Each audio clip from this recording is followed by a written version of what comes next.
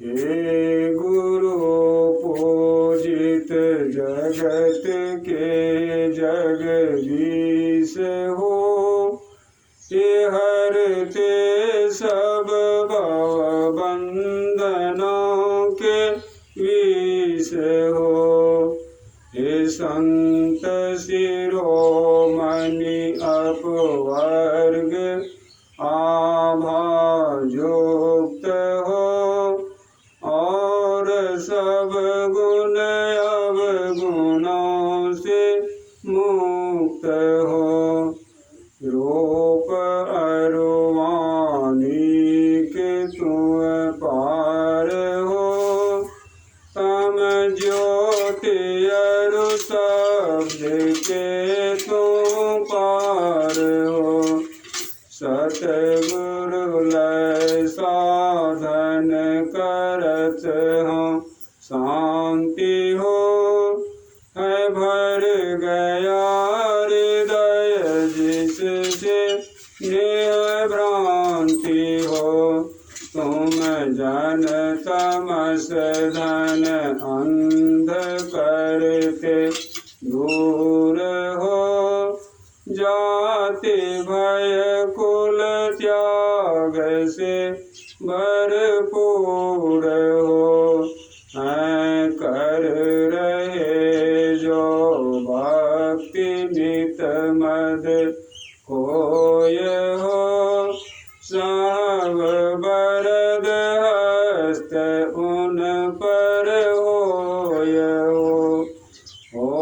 तुम्ही सबके विजय व्यापक ईश हो, जो कोई मुक्ति को चाहे वही देव शीश हो।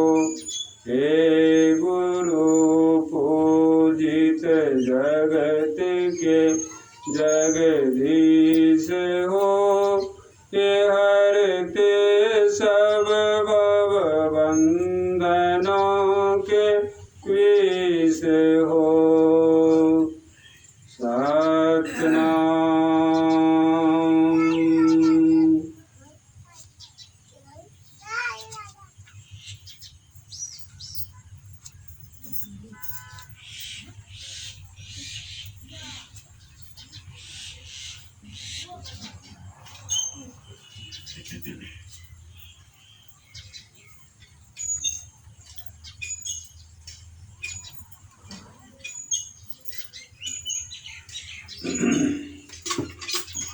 जब हो दर्शन संत का, दुख का होवे अंत रे। निज नाम में ले चढ़ाई, मान लो भगवंत रे। मूल मार्ग सुरत शब्द का, बाज सकल घट तंत्र रे। राह अजान हो विजय अदेखा, पहुँचे घर सब संत रे। सतगुरु की महिमा अनंत, अनंत किया उपकार। नेतर अनंत उभारिया, अनंत दिखावन हार। नेत्र अनंत उभारिया, अनंत दिखावन हार। संत पंथ सत्संग को सुनने आए प्रेमी जन, अभी हम लोग संतवाणी के पाठ में श्रवण कर रहे थे। संगति से सुख उपजे, कुसंगति से दुख जोर। कहे कबीर तहाँ जाइए, साधु संग जहाँ होए। संगत का बहुत बड़ा प्रभाव पड़ता है।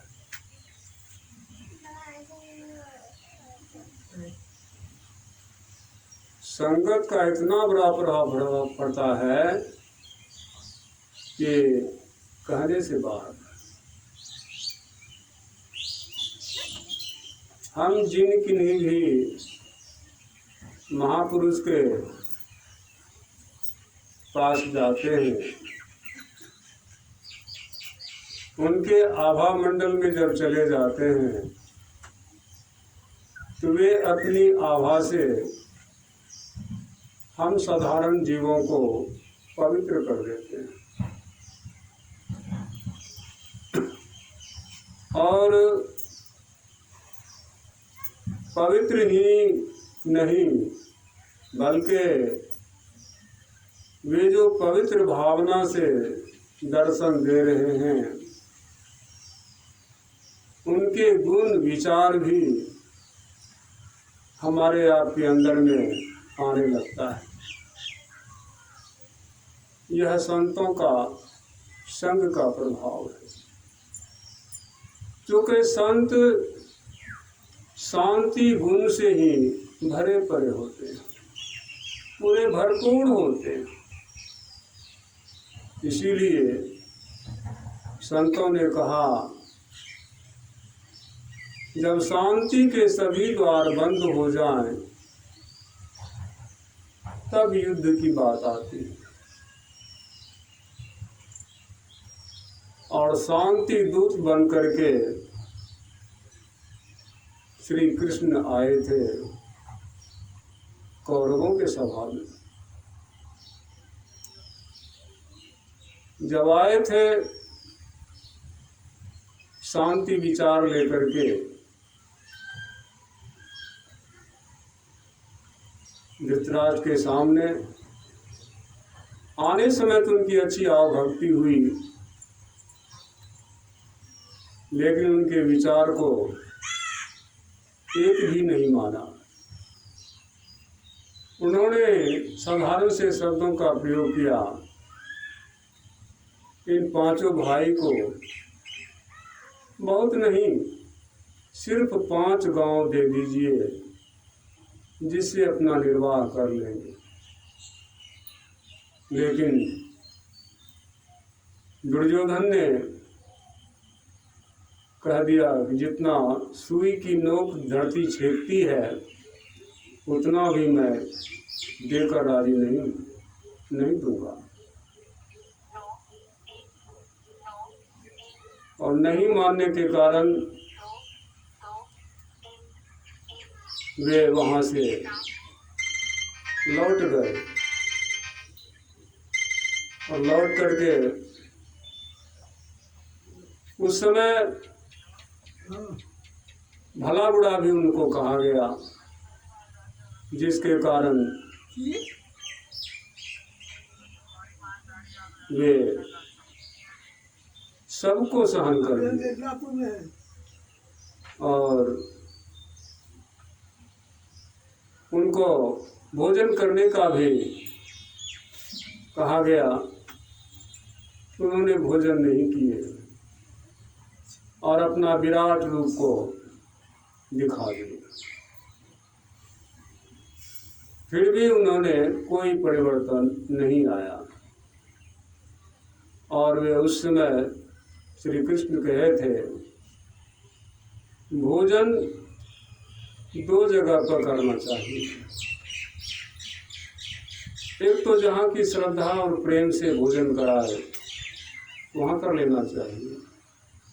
और दूसरा, जब अति भूख लग जाए तो जो कुछ मिल जाए, जहाँ भी मिल जाए, कर लेना चाहिए। इस 2 में तो कुछ भी नहीं है। ना तो मुझे भूख है, और दूसरा ना कोई श्रद्धा और प्रेम से भोजन कराने को तैयार है, इसलिए मैं भोजन नहीं करूँगा। और वे चले गए चाचा विदुर के यहाँ, और विदुर के यहाँ जाकर के भोजन किए। कहने का तात्पर्य है, समाज में अशांति ही अशांति है। उस अशांति को शांति में कौन बदलेगा? अपवित्र को पवित्र कौन करेगा?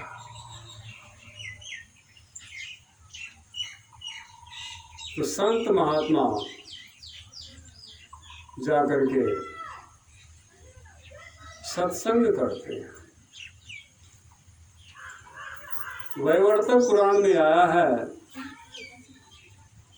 मम भक्ता जत तिष्ठन्ति आद्यं प्रक्षालयन्ति च तत्र स्थानं महातीर्थं सुपवित्रं ध्रुवं भवेत्। भगवान कृष्ण कहते हैं कि मेरा भक्त जहाँ कहीं भी जाता है, थोड़े काल ही सही ठहरता है, चरण धोता है, आसन ग्रहण करता है और सत्संग चर्चा करता है, वह स्थान तीर्थों को भी से बढ़ा हुआ वह महातीर्थ हो जाता है, पवित्र हो जाता है। इसलिए आया है त्रिवेणी संगम प्रयागराज में। त्रिवेणी संगम है जहाँ स्थायी रूप से है, लेकिन यह सत्संग जो है चलता फिरता तीर्थराज, तीर्थों में राजा है। यह चलते फिरते स्थानों को पवित्र करता है। लेकिन वह त्रिवेणी संगम एक जगह स्थिर है, वहाँ के स्थानों को वह पवित्र करता है। संत महात्मा जहाँ कहीं भी जाते हैं, ठहरते हैं, चरण धोते हैं, सत्संग करते हैं, वह स्थान वहाँ विचार को सुनने वाले पवित्र और धन्य हो जाते हैं।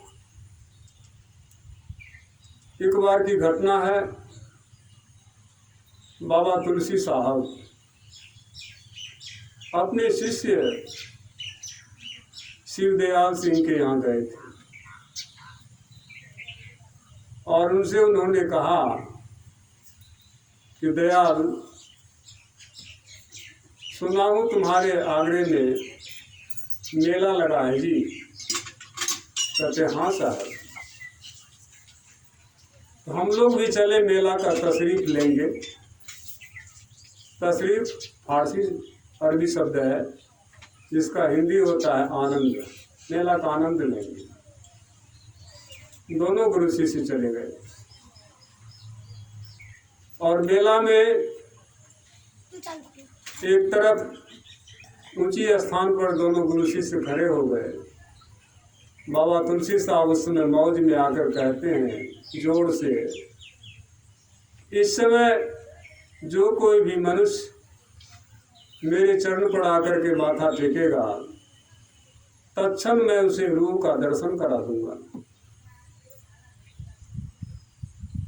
श्रीमान, मेला में बहुत लोग थे, सुना भी बहुतों ने होगा, लेकिन कोई गया नहीं।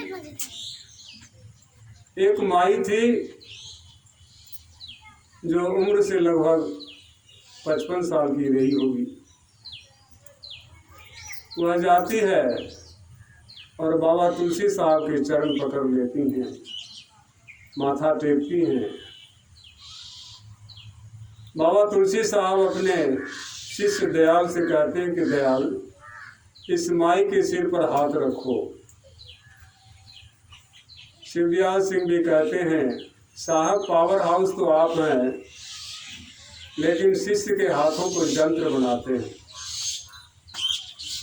गुरु का आदेश है और वह अपना हाथ उस माई के सिर पर रखे। तत्क्षण वह माई समाधि में चली गई और रूह का दर्शन हो गया। बहुत देर तक बैठी रही।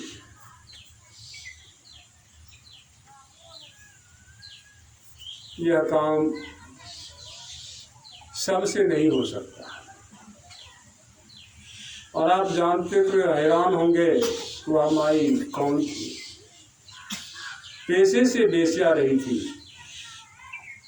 और ऐसे अपवित्र को बाबा तुलसी साहब ने पवित्र कर दिया।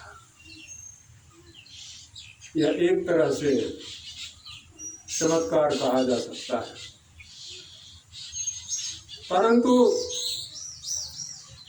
मैं समझता हूँ उन महापुरुष के विचारों को यदि कोई ग्रहण करें और जीवन में उतारें तो वह माई तो एक थी, आप बहुत हो जाएंगे, बहुत ऐसे अनुग्रहित हो जाएंगे।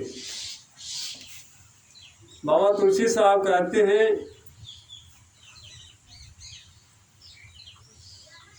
गुरु ज्ञान ध्यान प्रमाण पद बिन भटकी भव तुलसी मिली। सर्वप्रथम तो मनुष्य को ऐसे संत सदगुरु से भेंट व दर्शन व मिलान हो जाए, फिर उनकी जुक्ति मिल जाए तो क्या होगा? सबसे पहले गुरु का ज्ञान होगा और उस ज्ञान के मुताबिक वह ध्यान करेगा, भजन करेगा और उस साधक को अपने अंदर में प्रमाण पत्र मिल जाएगा। आज बाहर में भौतिक क्षेत्र में लोग पढ़ते लिखते हैं, तैयारी करते हैं, जॉब नौकरी की प्रतीक्षा में रहते हैं, कब हमें अपॉइंटमेंट लेटर आएगा, हम जाकर के जॉब करेंगे। अध्यात्म क्षेत्र में जिनको ऐसा गुरु मिल जाता है वह नाम का भेद सुझा देता है, बता देता है, करा देता है और वही गुरु का ध्यान है। जिस नाम का भेद बतलाता है वही आपका गुरु का ध्यान है, ना कि उन गुरु के बाह्य रूप का ध्यान है। लोग आज संसार में बाह्य रूप पर मर मिटने को उतारू हैं, लेकिन इससे क्या मिला? कुछ नहीं।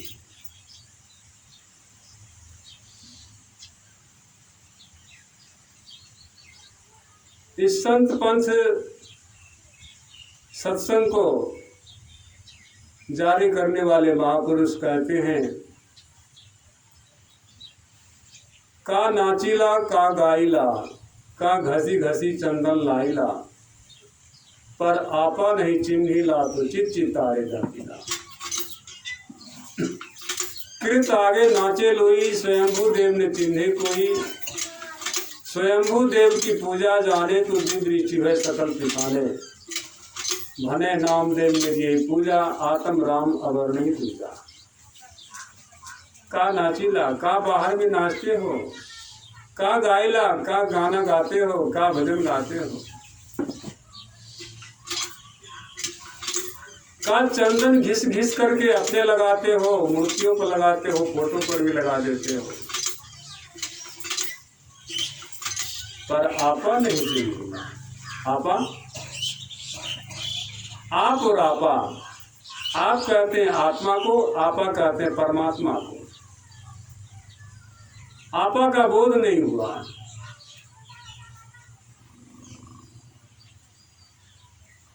और जिसको आपा का बोध नहीं हुआ उसको संशय नहीं छूटा, संशय है। और जिसको आपा का बोध हो जाएगा उसको संशय मिट जाएगा, किसी तरह का संशय नहीं मिटेगा। यह कहाँ होता है? अपने अंदर में ही इसका प्रमाण पत्र मिलता है, बाहर में प्रमाण पत्र नहीं मिलता है। आज ऐसे लोग संस्था कायम करते हैं और अपना अपना रजिस्टर लगाते हैं कि इसमें दीक्षा दो, इसमें नाम दान दो, इसमें लिखते जाओ, पढ़ते जाओ, तो रजिस्टर बढ़ा देते हैं, आचार्य बहाल कर देते हैं। क्या होता है? वे सभी बाहरी काम में लग जाते हैं, अंदर का काम छूट जाता है, अंदर का काम वो नहीं करता है। काहे तो गोस्वामी जी कहते हैं, एक समय ने दो हुआला, हसब ठठाई फुलाऊंगा। एक समय दो काम नहीं होगा, या तो बाहर होगा या तो भीतर होगा। जब भीतर होगा तो बाहर नहीं होगा, जब बाहर होगा तो भीतर नहीं होगा। तो बाहर वो फैलाने में लगा हुआ है, इसलिए उसका भीतर नहीं होता है। और जिसका भीतर होगा उसको बाहर से नग्न हो जाएगा। परमात्मा कोई नकाबपोशी नहीं है, वह तो पूर्ण रूपेण नग्न है। किसी शकल का वह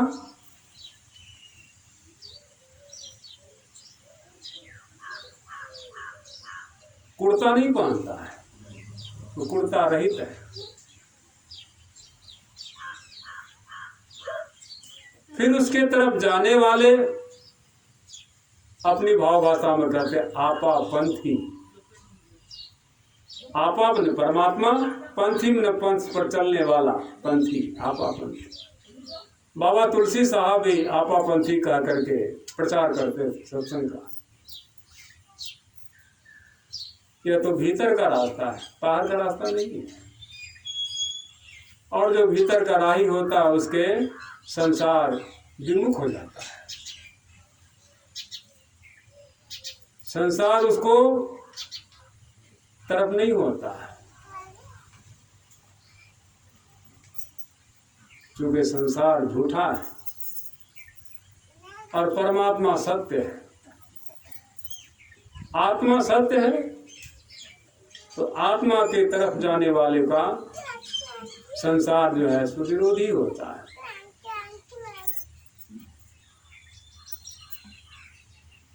परमात्मा के तरफ जाने वाले को तो यहाँ तक कि जिस शरीर से वह जाना चाहता वो शरीर भी विरोधी हो जाता है।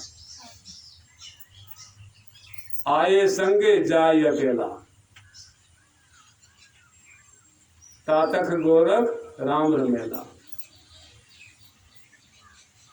आया था संग में ही, लेकिन जाएगा तो इस संग को छोड़ देगा। उसी तरह से आत्मा जब अपने आप में सिमटने लगती है तो शरीर का संग छोड़ देता है।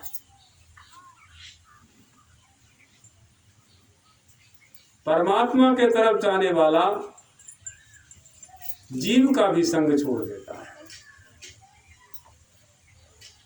तो वह जीव के राही हो जाता है। वही यहाँ पर कहते हैं बाबा नामदेव जी महाराज, पर आपा नहीं चिन्हिला तो चित चितारे डाकेला। ऐसे मनुष्य के अंदर से डाह समाप्त नहीं होता है। डाह जो है ये 6 प्रकार के हैं। इसमें अवगुण, खट विकार, जित अनग अकामा, अचल अकिंचन शुचि सुखधामा, अमित बोध अनियमित भोगी, सत्य सार कवि को भी जोगी। 6 प्रकार का विकार है। यही 6 प्रकार के विकारों में ये सब का बाप है डाह, जो हिंदी में आता है ईर्ष्या और द्वेष। काम क्रोध लोभ मोह ईर्ष्या और द्वेष, ये डाह का ही सब जड़ है।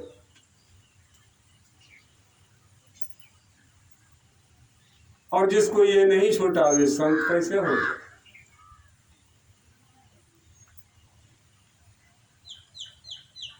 और जो इसका संग छूट जाता है, खट विकार को भी जीत लेते हैं, क्या होते हैं? अनग। आगमन होता है पाप, अनगमन होता है पाप रहित हो जाता है। अकामा, उनकी कोई कामना नहीं होती है।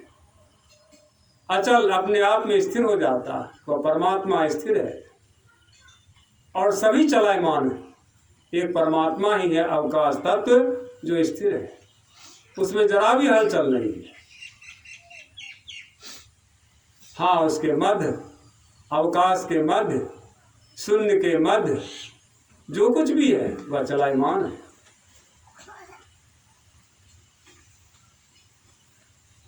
यह अवकाश सूक्ष्माति सूक्ष्म है, इसको अन्य जीव, आम जीव ग्रहण नहीं कर सकते। अचल, अकिंचन, जिनको ऐसा बोध होता हुआ किसी से कुछ मांगना भी छोड़ देता है, कुछ मांगता नहीं, अकिंचन।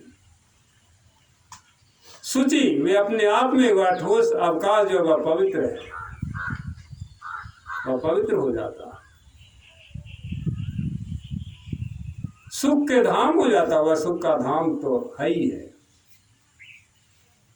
और उसके पास ज्ञान कितना होता है? अमित बोध, जिसका था लगाना मुश्किल है।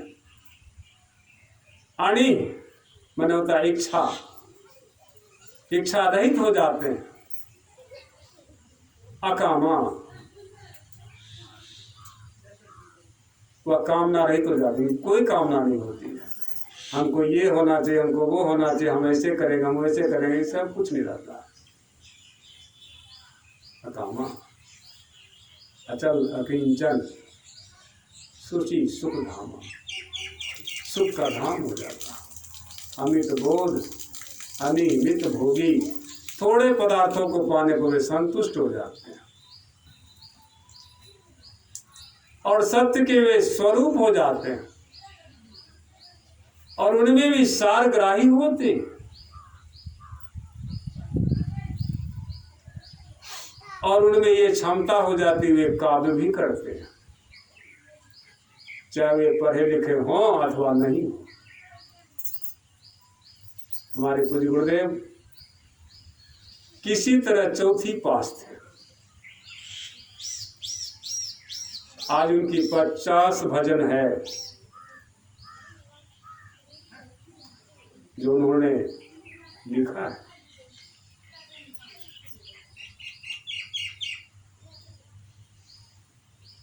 और कोई कवि उस पर कलम नहीं चला सकते।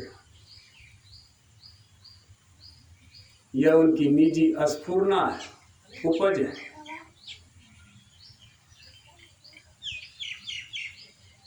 कवि काव्य करने की क्षमता होती है और वे जो बोलते हैं कोविद, कितने बड़े विद्वान है यह भी करना मुश्किल है। और ये सारे कुछ होता है योग करने पर। वे अपने अंदर में योग करते हैं। किससे योग करते हैं? तो परमात्मा से योग करते हैं। अपनी जीवात्मा को परमात्मा में मिलाने को योग करते हैं। वैसे बाहर में लोग योग का प्रचार प्रसार करते हैं, शरीर के साथ योगासन व्यायाम वगैरह करते हैं। यह शरीर को स्वस्थ रखने की प्रणाली है, लेकिन आप शरीर के अंदर रहने वाले जीवात्मा हैं, आप सकुशल कैसे रहेंगे? आप परमात्मा से मिल जाएंगे तो परमात्मा जैसे सकुशल है उसी तरह आप भी सकुशल हो जाएंगे। परमात्मा जो सुख स्वरूप है उसी तरह आप सुख स्वरूप हो जाएंगे। चाह गई चिंता मिटी मनवा बेपरवाह, जस को कछु न चाहिए सो ही शहंशाह। ऐसे थे हमारे पूज्य गुरुदेव बाबा शाही साहब, शहंशाह शाही साहब ऐसे थे।